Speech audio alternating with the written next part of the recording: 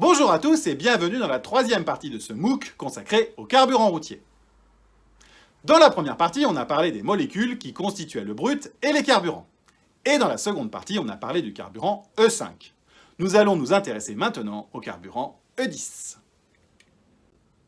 Tout comme pour l'essence E5, la législation impose un certain nombre d'exigences au regard de la composition et des propriétés physiques pour le carburant E10. La première de ces propriétés est la densité. La valeur est la même que celle pour le carburant E5, à savoir entre 720 et 775 kg pour 1 m3. La seconde propriété demandée par la législation est la teneur maximale en soufre. On retrouve la même valeur que pour celle de l'essence E5, à savoir un maximum de 10 ppm pour partie par million. La propriété suivante demandée par le législateur est l'indice d'octane minimum. Cet indice d'octane minimum pour le E10 est de 95, raison pour laquelle on appelle également ce carburant parfois le 95 E10.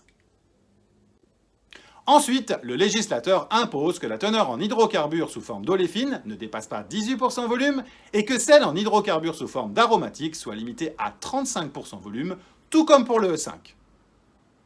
Pareil pour le benzène, avec 1% volume maximum, toujours pour les mêmes raisons de toxicité. En revanche, vous vous en doutez, puisque ce carburant est appelé E10, on autorise à incorporer jusque 10% en volume en éthanol.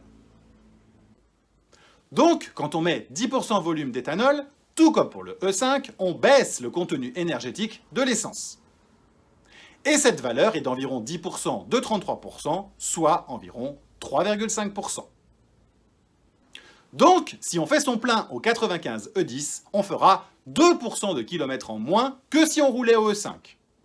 Avant de conclure, la dernière propriété demandée par le législateur est la tension de vapeur. Comme pour le 98 E5, le législateur demande à ce que cette pression de vapeur soit comprise entre 0,45 et 0,6 bar en été et entre 0,6 et 0,9 bar en hiver à une température de 38 degrés C. Pour jouer sur la tension de vapeur, on peut incorporer plus ou moins de butane dans l'essence.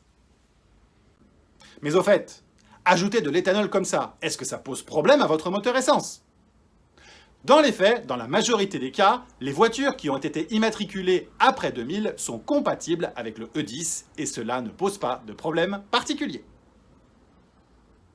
Pour conclure, l'essence E10 est produite à partir de molécules à 5 à 10 carbone issues du pétrole. On y ajoute jusque 10% volume d'éthanol et cela a un impact sur votre consommation, environ plus 2% par rapport au E5.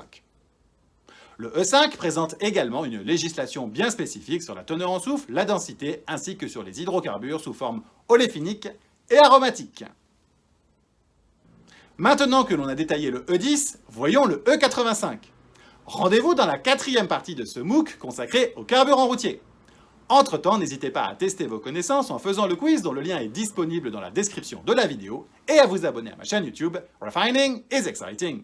A très vite pour la quatrième partie. Au revoir!